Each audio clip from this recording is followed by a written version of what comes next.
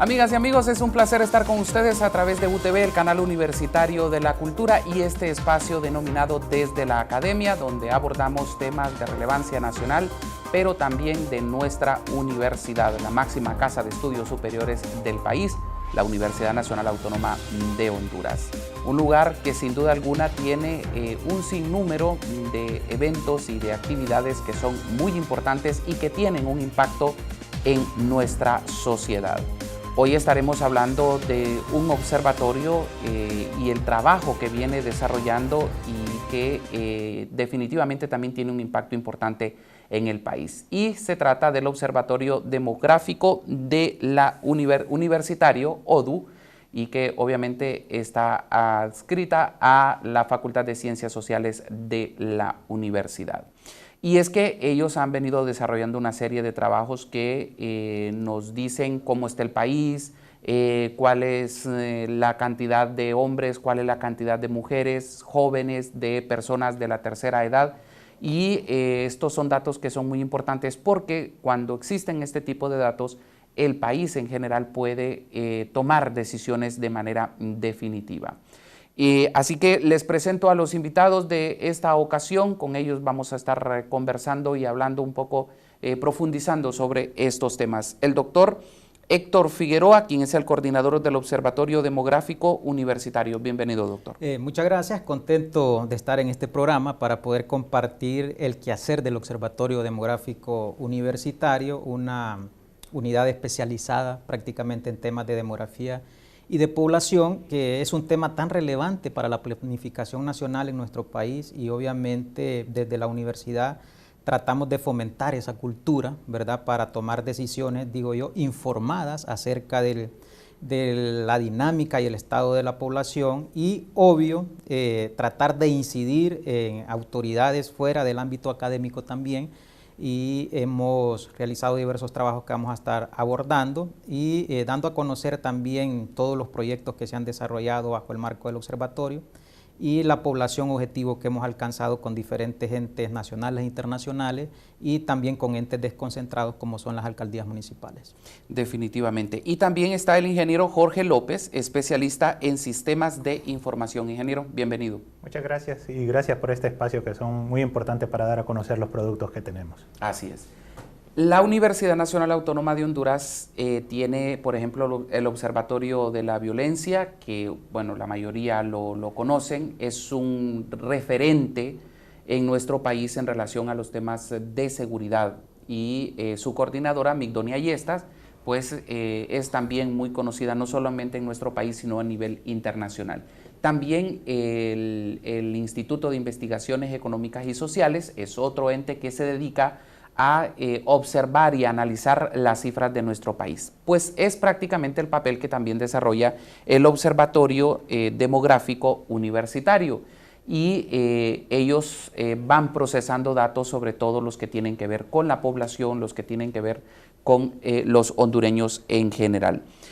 Hablemos un poco, doctor, del papel que desarrolla el observatorio. Sí, un poco para poner en contexto cómo nace el observatorio y la visión que se tenía en su momento cuando se empieza a trabajar este proyecto allá por el 2014 más o menos, y se presenta ante el Consejo en el 2015, que se aprueba. El objetivo era poder dar a conocer estadísticas relevantes que tienen que ver en materia de población y toda la parte de la transición demográfica en nuestro país, y dar a conocer obviamente esas brechas que se dan a lo interno del territorio. Y otro tema fundamental que motivó a la unidad donde nace el observatorio es precisamente tener acceso a la información, ya que no tenemos esa cultura. Las instituciones públicas productoras de información no les gusta compartir la información, y generalmente uno como docente, como investigador, hace una solicitud ante entes como el INE, por ejemplo, que es el Instituto Nacional de Estadística, ente rector de las estadísticas nacionales, y en su momento hicimos una nota como unidad académica solicitando algunas bases de datos para compartir alguna información, y nos dijeron, bueno, esta información no la podemos compartir porque es patrimonio del INE.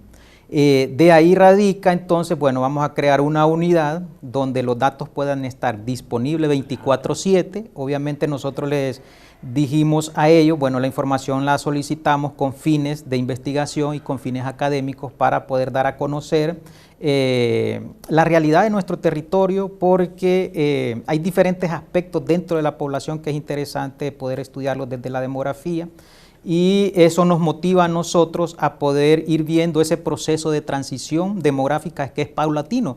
Pareciese que somos homogéneos en el territorio nacional, pero no es así. Cada departamento tiene su proceso propio de transición demográfica y eso es relevante poderlo conocer, y sobre todo dar a conocer algunas brechas a lo interno de nuestro territorio que es tan relevante, porque cuando se habla de datos, cuando se habla de estadísticas, generalmente nos quedamos siempre con aquellos datos que están a nivel nacional.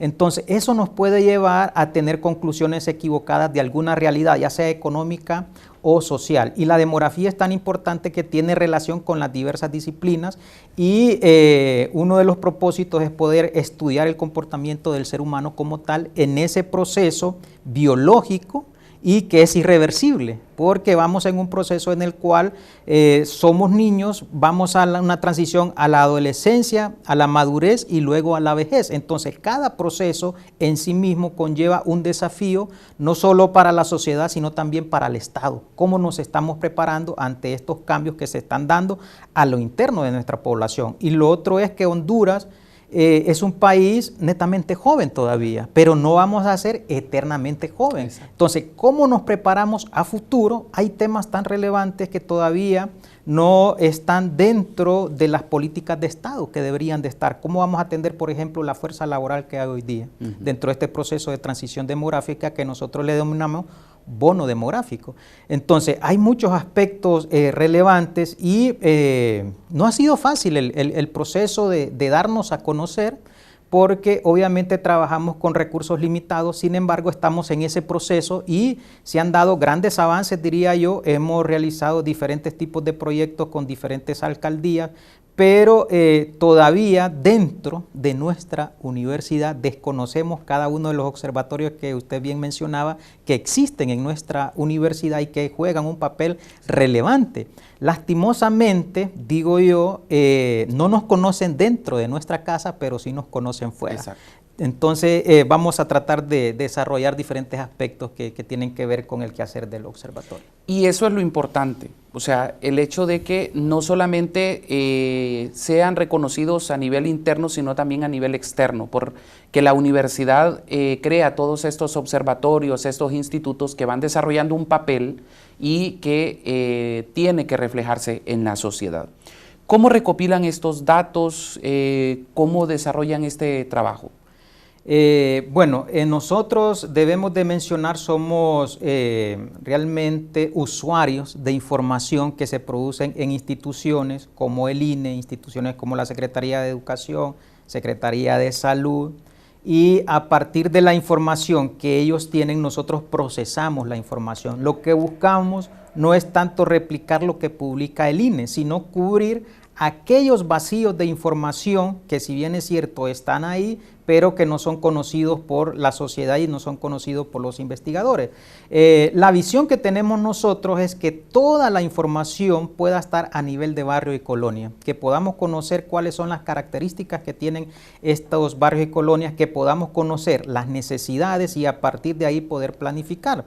Hemos estado promoviendo en los diferentes foros que nos han convocado que podamos desarrollar una política de población y desarrollo que nos permita tener una visión no solo a corto plazo, sino también a largo plazo.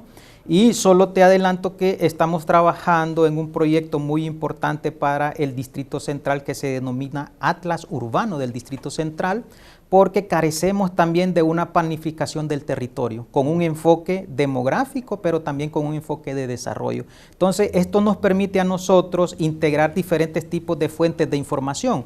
Entonces, hay diferentes tipos de información con los cuales cuenta el observatorio. El primero son los censos, que esa información que se produce es una información rica y a partir de ahí nosotros podemos caracterizar toda la parte urbana, pero también toda la parte rural a nivel de barrio y colonia. Tenemos esa capacidad y está dentro de nuestra plataforma y se puede consultar libremente, la pueden descargar en diferentes formatos que nosotros tenemos ahí. Y la otra fuente que alimenta el sistema de LODU son las encuestas. La encuesta, una de las que diría yo es más constante en el tiempo, desde 1982 hasta la fecha, no se ha interrumpido el levantamiento hasta ahorita que hubo la pandemia, que es la encuesta permanente de hogares, de propósitos múltiples que nos brinda información de vivienda, de hogar, de tecnología, de demografía, de empleo y de muchas variables en las cuales nosotros podemos hacer diferentes tipos de análisis. Y también tenemos registros administrativos que produce, por ejemplo, el Registro Nacional de las Personas o la Secretaría de Educación o la Secretaría de Salud. Esas son las tres principales fuentes donde se alimenta el sistema de indicadores que nosotros manejamos. Excelente. Vamos a ver la primera imagen que tenemos para irla analizando desde ya. Si nos ayudan ahí, entonces, esta es en relación a cuántos son hombres y cuántos son mujeres en el país. Sí, actualmente tenemos a la fecha 2024 9.7 millones de personas. Sí, 9.7 y estamos por llegar casi a los 10 millones de personas. El punto es conocer cómo está en la estructura este grupo de población, y siempre hay un grupo mayoritario que son las mujeres, por historia. Pero hay un punto bien curioso dentro de las proyecciones. Cuando hacemos proyecciones al 2100, por ejemplo, nos damos cuenta que casi nos equiparamos 50 y 50. En este momento hay un 51% de la población que es femenina y un 49% de la población que es masculina, pero también hay que conocer las características que tienen estas dos poblaciones y las demandas que tienen a lo interno de nuestro territorio. Hay que recordar que estamos en un proceso también de rural a urbano. Claro. Antes del 2007 éramos un país netamente rural, pero a partir del 2007 en adelante nos convertimos en un territorio más urbano, pero eso también trae desafíos y retos para todos los planificadores y tomadores de decisiones. Ingeniero. Sí, bueno. Ingeniero, puede participar cuando usted quiera. Okay. Aquí siéntase libre, por favor. Muy bien. Sí, como mencionaba Héctor, hay características especiales que podemos ver en los datos y esa es la importancia que nosotros como observatorio queremos llevar hacia la población. Claro. ¿Verdad? Hay mucha desinformación también, ¿verdad? A veces vemos noticias donde se presentan datos que no están correctos y ese es uno de los puntos que en el observatorio quisimos tratar para poder levantar nuestras plataformas, ¿no? Al inicio toda nuestra información estaba basada en lo tradicional, en libros de Excel, algunas plataformas que se desarrollaban genéricas, pero nosotros queríamos que la población en realidad todos, no solo los grupos investigadores, sino también la población en general tuviera acceso a estos datos, periodistas, por ejemplo, grupos de investigación más avanzada, que tuvieran un repositorio donde pudieran conseguir esa información y ver esos aspectos tan importantes como mencionaba Héctor, ¿verdad? Hay tantas cosas, tanta información disponible. Nosotros actualmente tenemos alrededor de 4 millones de datos disponibles ahí en nuestra plataforma y eso solo es una pequeña parte de lo que tenemos pensado ingresar. Y como les repito, estamos viendo las formas de que sea un sistema integral, ¿verdad? Que las personas puedan acceder a él. Tenemos la ventaja de que la universidad tiene una gran plataforma tecnológica para poder almacenar estos datos y nos permite estar disponible todo el tiempo. Y eso hace que la gente confíe, ¿no? Porque a veces entramos en plataformas que no están disponibles, que a veces sí, a veces no. Nosotros siempre las tenemos disponibles. La información está siendo revisada constantemente para tener la mayor calidad posible. Y estamos incorporando muchos elementos actuales, como ser la georreferenciación de los datos, que a los investigadores, a las personas les puede dar unos contextos diferentes para analizar la información. También generamos muchas infografías de días específicos con datos que no son tan visibles normalmente, ¿verdad? Entonces, sí, el observatorio, yo siento que tenemos muchos productos, mucha información y a veces nos da un poquito ahí como de cosa de que no nos conozcan, ¿verdad? Porque siempre que vamos a centros regionales, que nos reunimos con personas de diferentes organizaciones, nos dicen, puchica, quisiéramos haber sabido esta información desde antes, ¿verdad? Porque es muy valiosa, ¿no? Es un producto que es creado en la universidad, es decir, es mantenido aquí en la universidad, son pocos recursos económicos los que hemos utilizado, porque como mencionaba Héctor, pues tenemos hasta cierto punto esa limitación, pero sí siento que tenemos bastante información. Los boletines que hay ahí, ustedes los pueden ver siempre, igual que se los mostramos a las personas, generan mucho ruido, ¿verdad? Sí. Porque son cosas importantes. Y un punto que destacaba Héctor es que la demografía está en todo, ¿verdad? Sí. Usted cuando quiere aplicar educación, pobreza, salud, la demografía tiene que estar presente, ¿verdad? Y eso es algo que pues nos llama la atención. Nosotros procuramos, como le mencionaba, tener la mayor cantidad de información disponible y en diferentes plataformas para que sea accesible. Y bueno, esperamos que las personas pues puedan conocer, ¿no? Que usted mencionaba muy bien el Observatorio de la Violencia, ¿verdad? Que sí. es un observatorio reconocido, no solo nacionalmente, sino a nivel internacional. Y nosotros quisiéramos aspirar a eso porque la parte demográfica está en todo, ¿no? Usted siempre, la gente se pregunta, bueno, ¿cuánta es la población para este año? ¿Cuántas son las personas adulto mayor? Y hemos tenido impacto, yo siento, ¿verdad? Hemos hecho varios eventos donde se han generado algún impacto importante y seguimos en ese proceso, ¿verdad? Y que incluso cuando alguien va al Instituto Nacional de Estadística a buscar información, a buscar a alguien con quien platicar, con alguien que le dé, sobre todo hablo del trabajo periodístico, por una entrevista es un poco complicado, ¿no? Porque muchas veces está centralizada la información. Pero bueno, vamos a ver la siguiente imagen que tenemos. ¿Esa sobre qué es?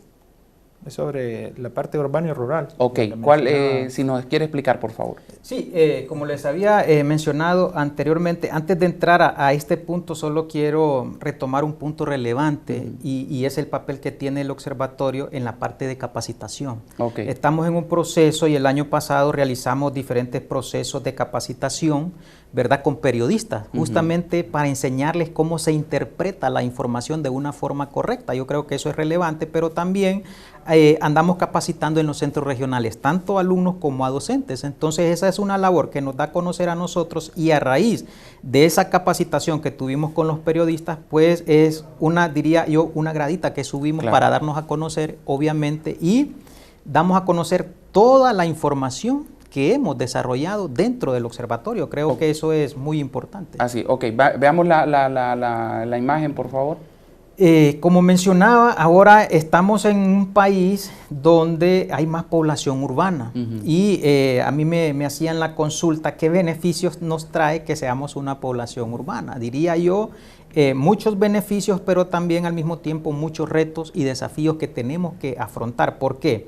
Hay una migración interna, pero también hay una migración internacional. Pero la migración interna generalmente se viene a aquellos polos de desarrollo. Y vamos a mencionar el Distrito Central como un polo de desarrollo donde la gente ve la oportunidad de poder llegar y poder encontrar un empleo. Ahora, donde reside esta población generalmente son aquellas poblaciones en la periferia, en aquellas zonas urbano-marginales. Entonces, si analizamos los desafíos y las características de esta zona, nos vamos a dar cuenta que hay muchas necesidades básicas que están insatisfechas ahí. ¿Por qué? Porque no hay una planificación, es decir, la ciudad no se planificó para poder albergar tanta población. Y de hecho, Tegucigalpa va a seguir creciendo, solo que a un ritmo más lento, pero había un dato relevante esta semana que se publicaba y que nosotros lo tenemos dentro del observatorio, que a nivel de Centroamérica, Tegucigalpa es una de las ciudades más pobladas, por encima de las de Guatemala, Costa Rica, Panamá. Obviamente Costa Rica está en el último lugar porque es el país que menos población tiene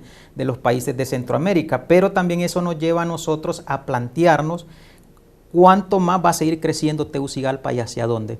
Entonces hay un proceso de urbanización y ahora vemos nosotros que ya no es horizontal, sino que es vertical. Entonces hemos visto las torres que se construyen aquí enfrente de Ciudad Universitaria, ¿verdad? Son para arriba. Entonces eso también trae consecuencia a la periferia de donde se construyen estas torres porque decían muchas personas que viven aquí cerca del Trapiche, ahora no nos llega el agua. Entonces está para estos edificios y eso ocurre porque no hay una planificación, hay mucha demanda y realmente no se da abasto los sistemas que tenemos internamente en nuestra ciudad. Y ahí radica la importancia del Atlas Urbano que nosotros estamos trabajando en este momento en conjunto con la Alcaldía Municipal y 4 unidades académicas de nuestra universidad y el cooperante que está aportando la parte de los recursos financieros para poder tener un sistema de planificación actualizado, diría yo. Excelente. Yo veo este tema de la población urbana a rural más un problema, porque, como usted lo dice, estas ciudades no están planificadas, por ningún lado están planificadas. Yo recuerdo desde hace muchos años que hablaban de ciudades periféricas. No tenemos, aquí hay serios problemas de agua, serios problemas de saneamiento, la inseguridad desbordada, o sea, un montón de problemas y no vemos acciones concretas sobre esos temas. Pero vamos a seguir hablando sobre este tema y otros puntos más interesantes relacionados al Observatorio Demográfico Universitario, el cual pues trabaja para llevarnos a todos los hondureños datos interesantes en relación a la demografía. Ya regresamos.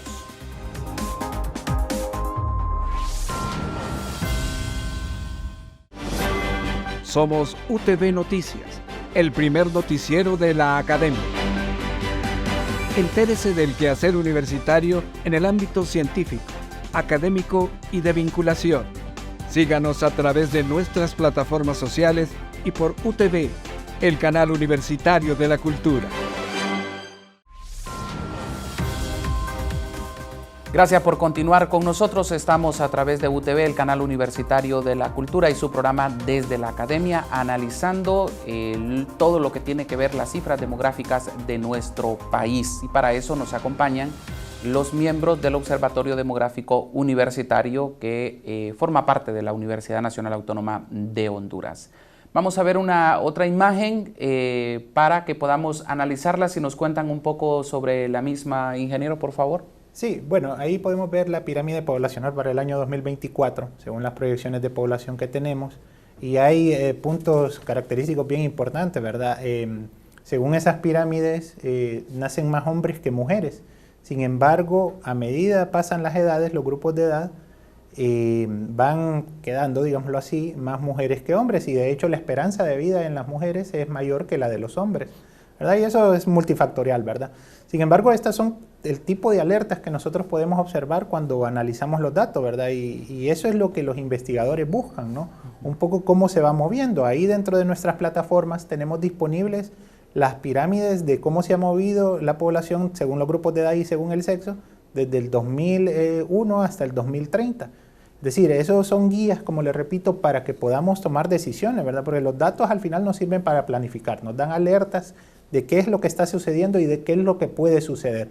Y estos grupos, como le mencionaba, hasta los 15 años, hasta el grupo de edad de 15 años, siempre hay más hombres que mujeres. A partir de ahí ya se empieza, digamos, a bajar, a descender la cantidad de hombres y a aumentar la cantidad de mujeres.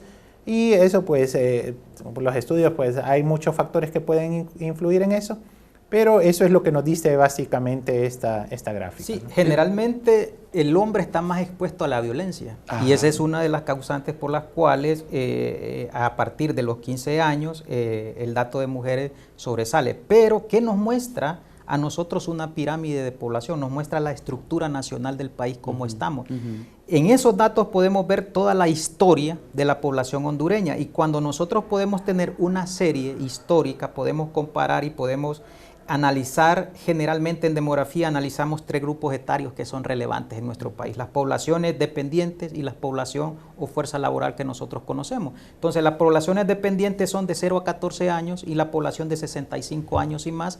Y hablando a nivel nacional, en Honduras se contempla adulto mayor a partir de los 60 años y más.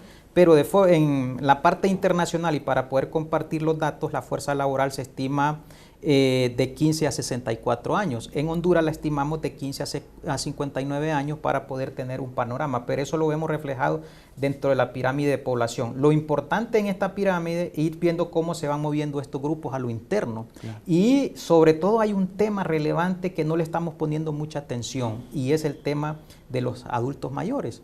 En el 2001, por ejemplo, éramos 5.6% de adultos mayores, más o menos unos 300,000. Hoy día andamos alrededor de 9% de la población, y eso llega casi a 1 millón. El problema es cómo están envejeciendo estos adultos mayores y los problemas que están teniendo. Entonces, cuando analizamos nosotros de forma, diría yo, integrada la pirámide de población y la relacionamos con variables sociales, variables económicas, entonces nos damos cuenta de los grandes desafíos que tiene el país. Pero me llama mucho la atención cuando nace la mayor cantidad de hombres, en menor cantidad mujeres. Sin embargo, de los 15 años en adelante empieza a disminuir la cantidad de hombres. O sea, entonces esa gente... Mueren más. Ajá. De hecho, cuando analizamos las tasas de mortalidad, por ejemplo, es mayor en los hombres que en las mujeres en estas edades. Pero tiene que ser una cantidad bien significativa por el hecho de... Es significativa si vemos las cifras, por ejemplo, la cantidad de hombres que mueren diario supera la cantidad de mujeres que mueren diario. Entonces, todo eso tiene un impacto en la estructura de la población y hay un dato bien relevante que analizamos nosotros dentro de la demografía y era la esperanza de vida. Entonces, hay tres fenómenos que nos han impactado a nosotros, quizás Jorge no había nacido tampoco, por ejemplo, el huracán Fifi, el Mitch, por ejemplo, y ahorita que tenemos la pandemia. Claro. Entonces, cuando analizamos la esperanza de vida, hay una caída. De hecho, ahorita con lo de la pandemia de COVID, hay una caída en la esperanza de vida. ¿Por qué? Porque está afectada por la mortalidad. Entonces, ¿quiénes murieron más ahorita dentro de la pandemia? Entonces, vemos que los hombres.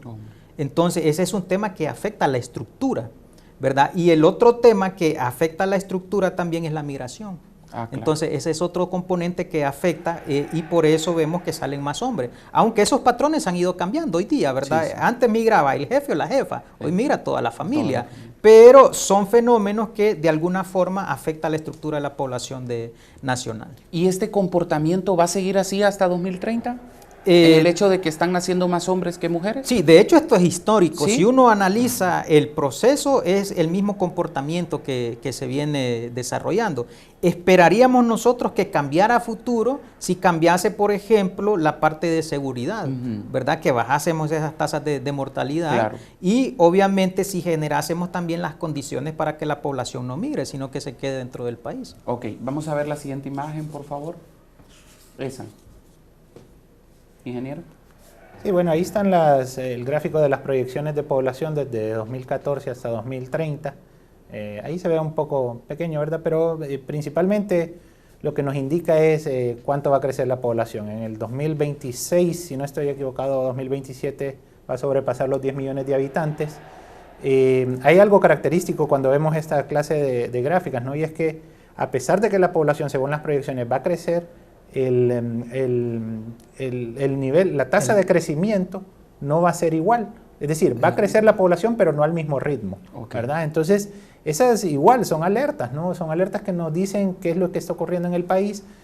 Hay una tendencia en muchos países del mundo hacia las bajas en las tasas de natalidad, ¿verdad? En las tasas de fecundidad. En el país eso no está tan digamos, drástico como en países de Europa, de Asia, como Japón, Corea. Pero sí podemos ver eso a través de las proyecciones, ¿no? Ahí en nuestras plataformas ustedes pueden ver que a pesar de que la población va a crecer, las tasas de crecimiento se van a ir reduciendo hasta en el 2030, si no estoy equivocado, llegar a 2.1, ¿verdad? Entonces, cuando era en casi 3 en el 2013. Entonces, esas son cosas que nos indican que van a estar naciendo menos personas en el país, ¿verdad? Hay mucha migración también, como lo comentaba Héctor. Entonces, eso es lo que nos indica esa gráfica, ¿verdad? Que podemos ver ahí. Me llama mucho la atención el hecho de que si en 2024 ya vemos 9.7 millones de hondureños, para 2027, según esa gráfica, se tiene más o menos unos 10.3 millones de hondureños, o sea, solamente 600,000 hondureños más en los próximos 3 años. Sí, vamos a mencionar algunos aspectos para dar a conocer qué nos conlleva esta gráfica de forma lineal, diría yo, y algunos aspectos técnicos que manejamos dentro de demografía y sobre todo para recalcar las proyecciones. En nuestro país hacemos proyecciones a largo plazo, pero no son recomendables. Lo hacemos porque realmente no hay fuentes de información con las que podamos alimentarlo año a año, pero generalmente los estándares internacionales recomiendan 2 y máximo 5 años el poder realizar este tipo de proyecciones. ¿Por qué? Porque en la gráfica miramos una tendencia de crecer linealmente. Y no, la población es dinámica. La población tiene un crecimiento, diría yo, dinámico y de esa forma tiene más un comportamiento exponencial, ¿verdad? Porque entran y salen dentro de la parte dinámica demográfica, manejamos lo que son las entradas y las salidas. Entonces, las personas que llegan, las personas que se van de nuestro país, pero también las personas que mueren. Entonces, es dinámico este crecimiento Y lo otro que hay que tener en cuenta aquí, que estas proyecciones se actualizan con los censos. Esta proyección que tenemos nosotros aquí, la última actualización fue en el 2013.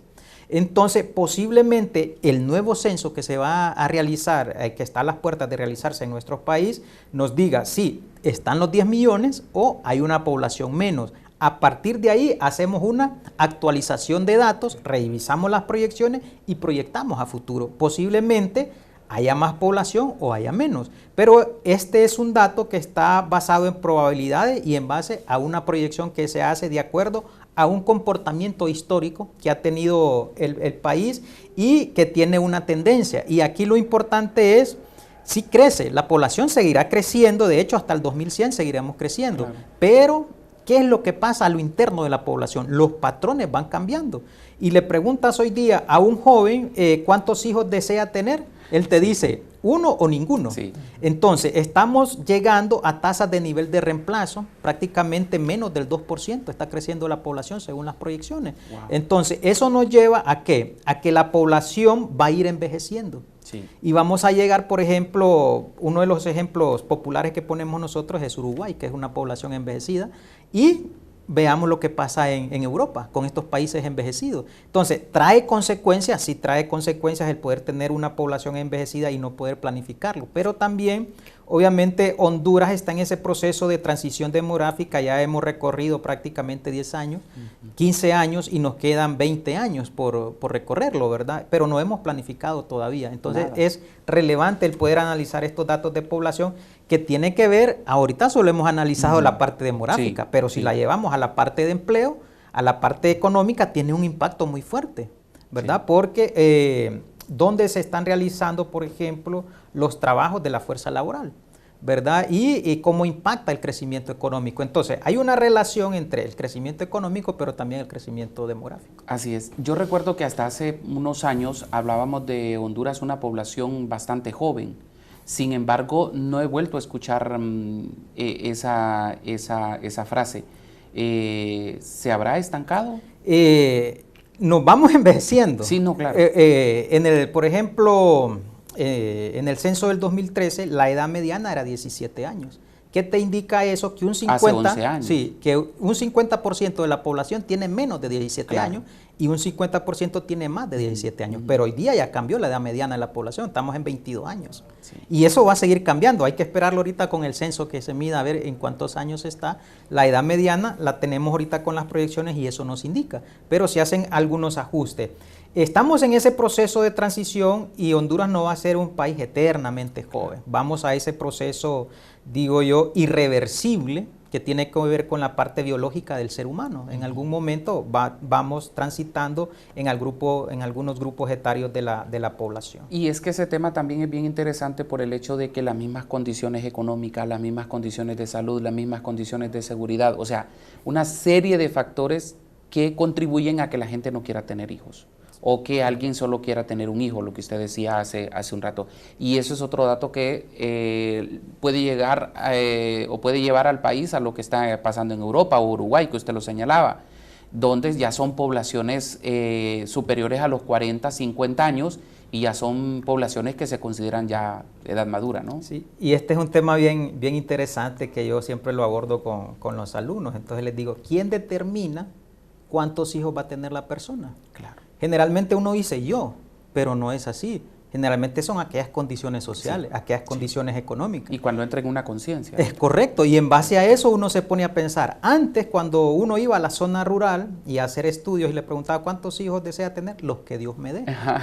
Eso era popular escucharlo. Claro, claro. Pero ahora, hoy día, los jóvenes tienen más acceso a información y obviamente piensan, razonan un poquito más estas decisiones. Y en nuestro país hay algo bien particular. La conformación de los hogares, la tipología de los hogares ha ido cambiando. Hoy día son más comunes los hogares monoparentales, es decir, que el joven o la jovencita viven solos. Sí. Y antes venimos de patrones en los cuales hay relaciones de parentesco en los hogares y donde está el cónyuge y donde está el hombre y la mujer como pareja. Pero ya ese tipo de hogar va a ir cambiando. Entonces eso es interesante también el poder analizarlos porque ya son hogares compuestos, ¿verdad? Y van disminuyendo. Así es. Ok, vamos a la otra imagen para que podamos irla analizando. ¿Esta es sobre?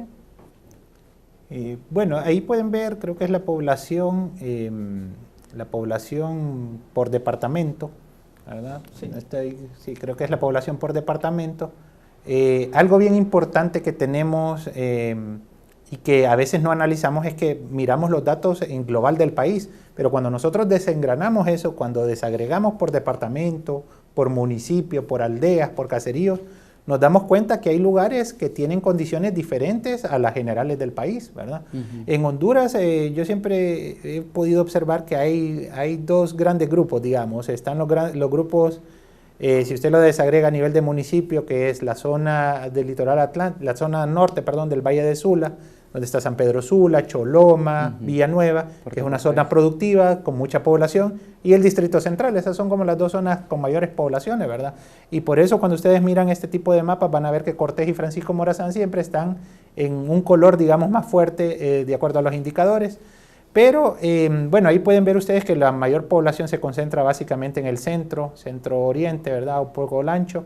Y en las partes extremas, pues, bueno, gracias a Dios ya conocemos las condiciones, ¿verdad? Que hay poca población, Islas de la Bahía, Ocotepeque, Valle, que son lugares menos poblados del país, y el centro, Comayagua, Lloro, Atlántida, Olancho, El Paraíso. Entonces, este tipo de mapas que podemos observar ahí nos da una visión diferente a lo que podemos ver en general.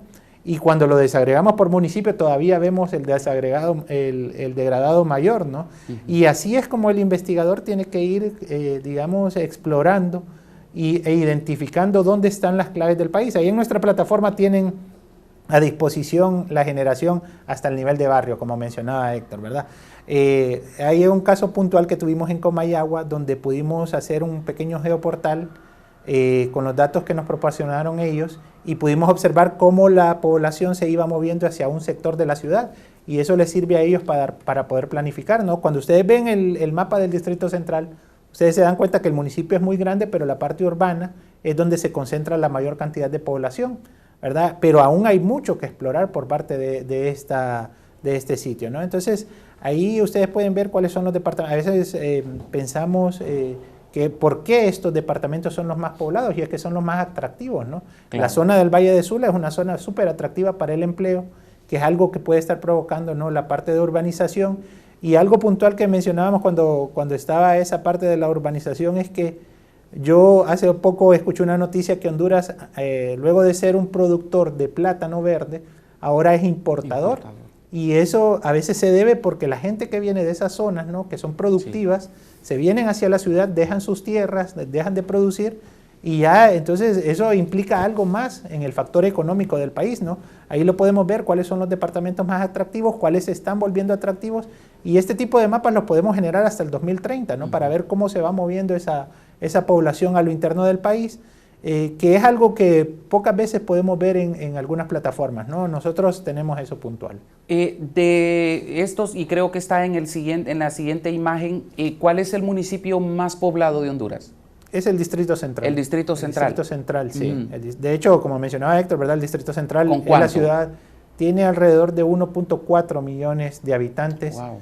Y es la ciudad más poblada, de hecho, de Centroamérica, ¿no? Sí, a veces platicábamos con Héctor, ¿no? Y yo le decía, yo siempre he pensado que Guatemala, la ciudad de Guatemala es la más poblada porque Guatemala es el país más poblado, y usted va a la ciudad de Guatemala, es grande, pero Tegucigalpa tiene ese efecto, y usted lo ve en la urbanización, ¿no? Cada cuánto se están construyendo edificios.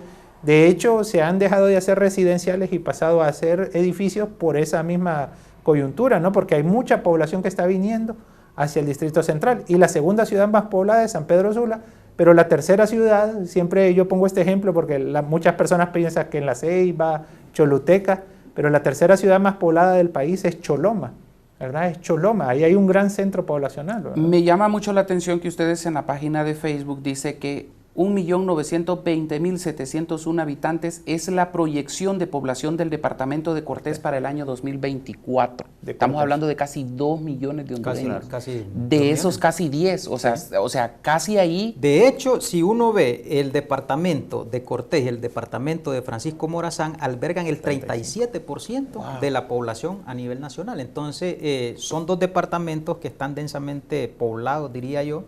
Y tenemos una distribución de la población heterogénea, porque hay zonas de nuestro país que hay 5 habitantes por kilómetro cuadrado, como es el caso de Gracias a Dios. Y por ejemplo, Choluteca, dice el departamento de Choluteca, que también tenemos la imagen, cuenta con una población proyectada de 496.899 habitantes para el año 2024, con 16 municipios y 197 aldeas. O sea, no tienen ni 500.000 personas. Todavía no llegan a 500.000 personas. Y es un departamento muy productivo, muy productivo y que está caminando a esos pasos de desarrollo. Cuando uno va a Choluteca, mira ese movimiento que se da dentro de su economía. Y hay otros movimientos también, por ejemplo, uno ve Lloro, por ejemplo, en el caso del Progreso, ¿verdad? Que son municipios que realmente tienen una dinámica, diría yo, económica muy importante. Pero tenemos esa distribución a nivel nacional, y eso nos ayuda a nosotros ver también algunos factores de demanda de servicio, ¿verdad? Todos estos departamentos tienen problemas de agua, por ejemplo. El departamento de Copán, dice, para el año 2019 el departamento de Copán obtuvo un índice de desarrollo humano de 0,574, que lo ubica en la categoría medio. ¿Qué significa eso? Sí, al final es una medición que se hace a través del índice de desarrollo humano, ¿verdad? Nosotros somos un país de índice de desarrollo humano medio-bajo, diría yo, ¿verdad? Si nos comparamos con los demás países de Centroamérica, y el índice mide la parte de acceso a salud, educación y la parte de ingreso y la esperanza de vida, y a partir de ahí se conforma este índice para poder medir el nivel de desarrollo que tiene el municipio. Excelente. Bien, vamos a hacer una nueva pausa. Al retornar vamos a abordar un tema un poco más personales en relación a la población, porque estábamos hablando aquí un poco más del tema del país, del tema de los departamentos, pero vamos a hablar ya un poco más en detalle de la población hondureña. Ya regresamos.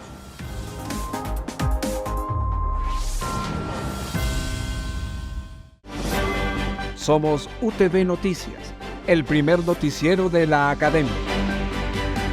Entérese del quehacer universitario en el ámbito científico, académico y de vinculación. Síganos a través de nuestras plataformas sociales y por UTV, el canal universitario de la cultura. Continuamos a través de UTV, el canal universitario de la cultura, analizando estos datos demográficos que nos presenta el Observatorio de Demografía Universitaria, que forma parte de nuestra Universidad Nacional Autónoma de Honduras. Tenemos una imagen en relación a la población longeva de nuestro país. ¿Qué nos dice ese mapa, ingeniero?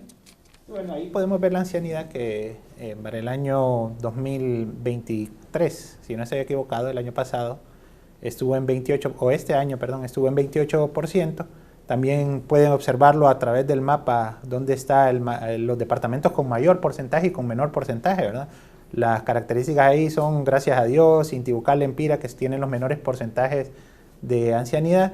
Y algo importante que vemos aquí es la cantidad de personas en situación de pobreza, ¿verdad? Ahí ustedes pueden ver, es casi el 87%. O sea, ¿verdad? Personas, adultos mayores en pobreza, ¿no? O sea, estamos hablando de adultos mayores en condiciones de pobreza. ¿De cuánto me dice que es? Es casi el 87%, y esa es una situación bastante preocupante, ¿no? Porque, claro, cuando llegamos a esa etapa de nuestra vida, nosotros queremos llegar con nuestras cuestiones de previsión, claro, ¿verdad? Tener un salario o un ingreso, digamos, que nos permita vivir dignamente, pero aquí lo que nos muestran los datos, pues, hasta cierto punto es lo contrario, y podemos observar que es hasta cierto punto una población, digamos, que está desvalida, ¿verdad? Que no es prioritaria tal vez en algunas cuestiones. Y quiero comentarle que cuando lanzamos esto se han hecho algunas gestiones, ¿verdad? Estuvimos en algunas reuniones con el gobierno, digamos, y yo pude observar algo después de que se dio todo esto de la población adulto mayor, y es que algunas leyes que se aplicaron en el país para beneficiar no solo a la población mayor de 60 años, sino específicamente a la mayor de 80 años, que todavía está en peores condiciones, ¿no? Es decir, cuando usted llega a 60 años, todavía usted es capaz de trabajar, etcétera, pero cuando usted llega de 80 en adelante ya es más difícil. Entonces yo pude observar que se han aprobado algunas leyes en beneficio que incluyen nuevos descuentos, ¿no? Sobre todo en la parte sanitaria, ¿verdad? Entonces, eso es básicamente lo que nos da ahí. La parte urbana tiene mayor cantidad de personas, ¿verdad? Esto puede tener un poco de lógica. Y hay más mujeres que hombres de adulto mayor, ¿verdad?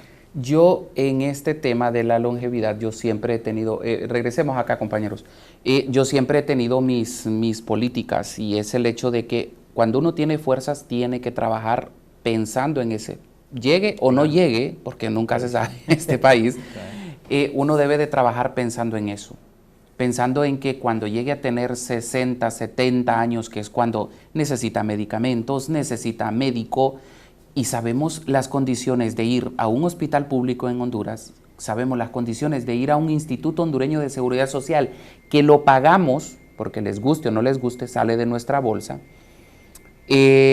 vamos a darnos de narices a un sistema completamente fallido. Y esto que les hablo en temas de salud, no digamos en temas de seguridad, no digamos en temas de alimentación, no digamos en temas de entretenimiento, porque yo creo que si se ha trabajado toda la vida se tiene derecho de llegar a una etapa en la cual usted pueda tener en que entretenerse.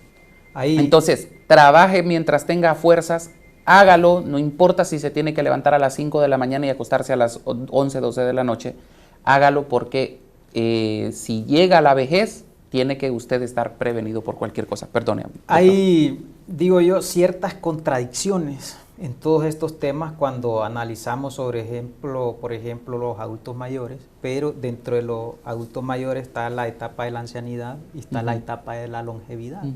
¿Verdad? Que son pocos los que llegan a longevos, que son aquellas personas que ya sobrepasan los 85 años, ¿verdad? Y en nuestro país, pero también el mercado de trabajo discrimina a la población. Cuando tú ves un anuncio, por ejemplo, dice población de no mayor de 30 años. A 35 años. ¿Y qué pasa con los mayores de 35 años? También cierto. comen. Y lo otro en este tema de la ancianidad es las condiciones en las cuales estamos envejeciendo. Y te mencionaba que hay contradicciones. ¿Por qué? Uno se esfuerza, como tú dices, cuando uno tiene fuerzas hay que trabajar para poder generar algún tipo de ahorro.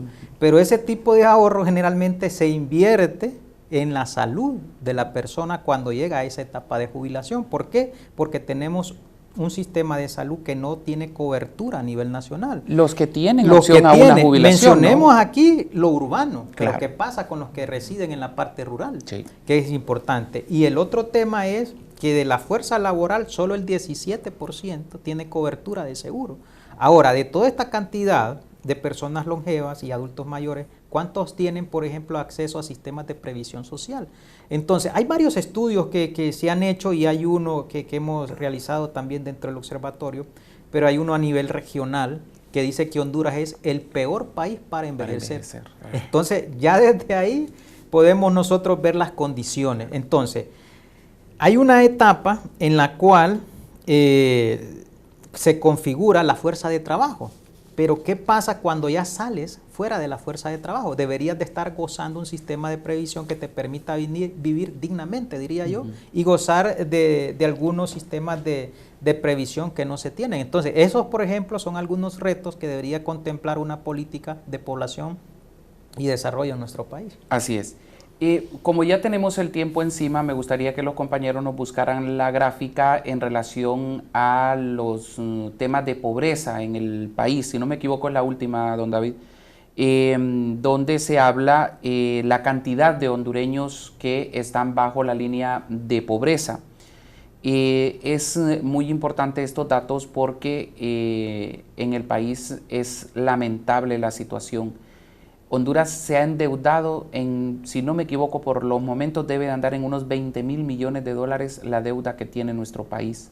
Con esos 20,000 millones de dólares bien se pudo haber sacado de la pobreza a muchos hondureños, y es lamentable ver que cada vez los números, los números de personas en pobreza y en pobreza extrema son muy altos.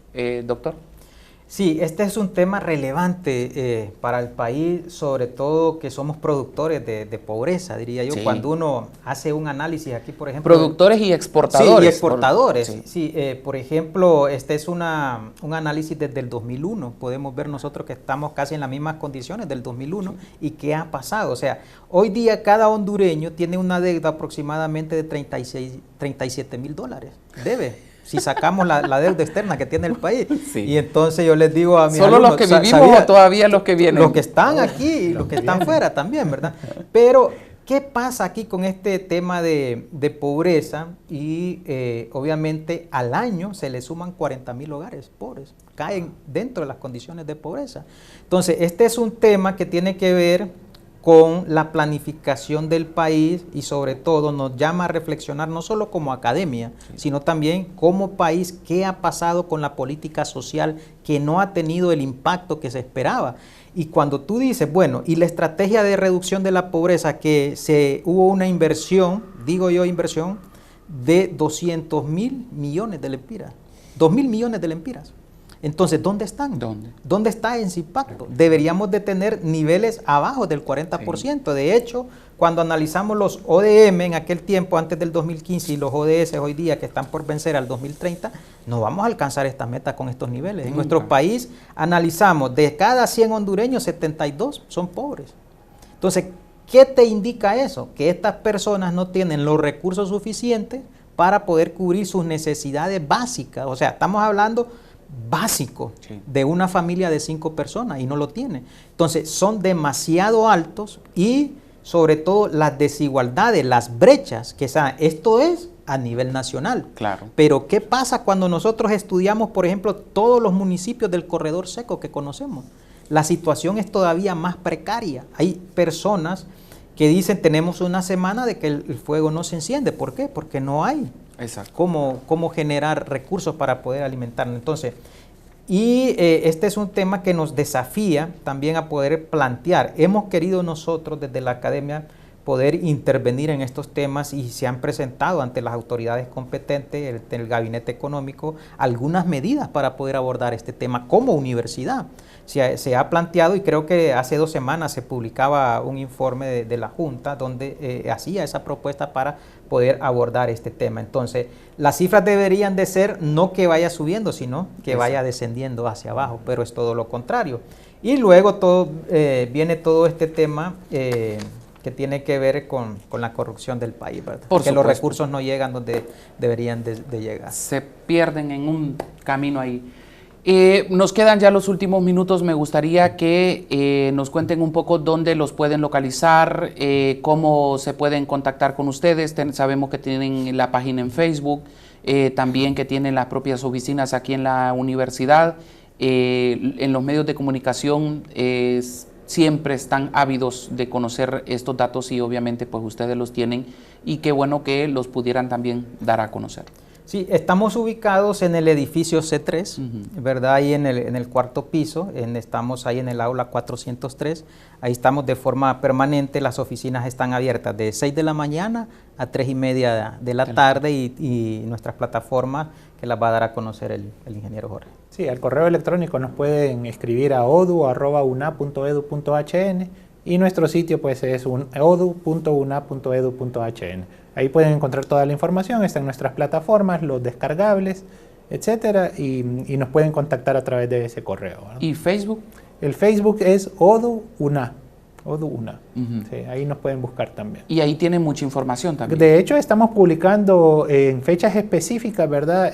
Ciertas infografías relevantes, así como estas que hemos podido ver. Y también semanalmente estamos publicando algunas cosas de interés, como ustedes pudieron ver los perfiles departamentales del país, ¿verdad? También tienen un sitio, ¿no? Porque cuando uno ingresa al Facebook, hay un enlace que lo envía a una plataforma, ¿no? Sí, nuestra plataforma que se llama SISDE, Sistema de Indicadores Sociodemográficos, pueden acceder a ella a través del sitio odu.una.edu.hn/SISDE. Ahí los va a llevar hacia la plataforma, que es una plataforma integral, ¿verdad? Donde tenemos todas las infografías, muchas herramientas para investigadores, los boletines, los atlas, y que está en constante actualización, ¿verdad? Siempre estamos agregando nuevas funciones para que pueda ser lo más completa posible. Y lo otro importante es que en cualquier buscador ustedes ponen ODUNA Y les aparece ahí el enlace donde los va a llevar ahí a la plataforma. Perfecto, excelente. Les agradezco mucho que se hayan tomado el tiempo de acompañarnos. Muchas gracias y obviamente esperamos tener más espacios para que ustedes puedan participar. No, gracias a usted, Fran, por la invitación que nos ha hecho. Esperemos que no sea la primera. Claro, hay mucho para seguir compartiendo y que la población se dé cuenta de la riqueza que tiene este sistema, que es totalmente gratuito.